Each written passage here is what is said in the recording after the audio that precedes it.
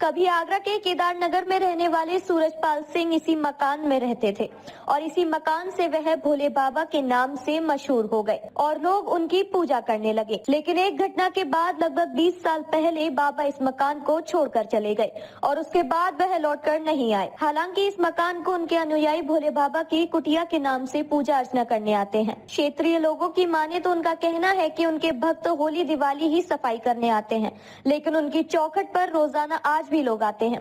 वह इस घटना को गलत नहीं मानते हैं, लेकिन इसी क्षेत्र के रहने वाले कृष्ण गोपाल उपाध्याय बाबा की गिरफ्तारी के लिए धरने पर बैठे हैं। उनका कहना है कि जब तक गिरफ्तारी नहीं होगी वह धरने पर बैठे रहेंगे। धरने पर बैठने के बाद यह घटना चर्चा का विषय बनी हुई है। पूरे देश की मीडिया इस घटना की कवरेज में लगी है। अब देखना यह होगा कि क्या बाबा की गिरफ्तारी होगी या इसे ठंडे बस्ते में डाल दिया जाएगा। लेकिन फिलहाल मौतों के बाद बाबा पूरी तरह भूमिगत है। मैं यहाँ बैठा हूँ, जो हाथरस में हादसा हुआ 123 परिवार तबाह हो गए। उन परिवार को देखने के लिए भोले बाबा और सूरजपाल पलट के भी नहीं आए। उन्होंने ये तक नहीं सोचा कि इस परिवार में क्या हुआ क्या नहीं हुआ, कैसे परिवार बर्बाद हो गए। तो और प्रशासन के द्वारा FIR की गई, उसमें सेवादारों के नाम दिए गए। जो आदमी उसको मेन लीड कर रहा है, जो अपना मंच सजा रहा है, उस आदमी का कहीं नाम नहीं है। उसकी नैतिक जिम्मेदारी नहीं बनती कि उनका FIR में नाम हो, उनसे पूछताछ हो, उन्हें पकड़ा जाए।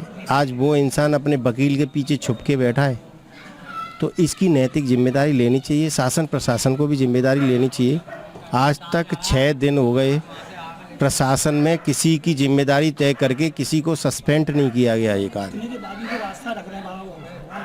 यही चीज़ तो मैं बताना चाहता हूँ कि इन बाबा के जितने भी अनुयायी हैं वो सिर्फ गरीब और दलित, ठेल लगाने वाले, रिक्शे चलाने वाले मजदूर लोग हैं, जिनके दिमाग को बाबा माइंड वॉश करके अपना अनुयायी बनाता है। इसलिए आस्था इतनी ज़्यादा है। पढ़े लिखे लोग इतने इनके अनुयायी हैं नहीं।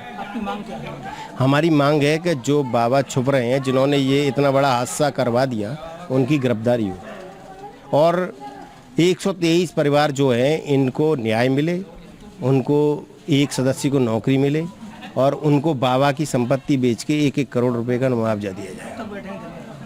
मैं जब तक गिरफ्तारी होगी इनकी तब तक धरने पे बैठूंगा। डीजी महाराजा न्यूज के लिए आशीष पारासर की रिपोर्ट।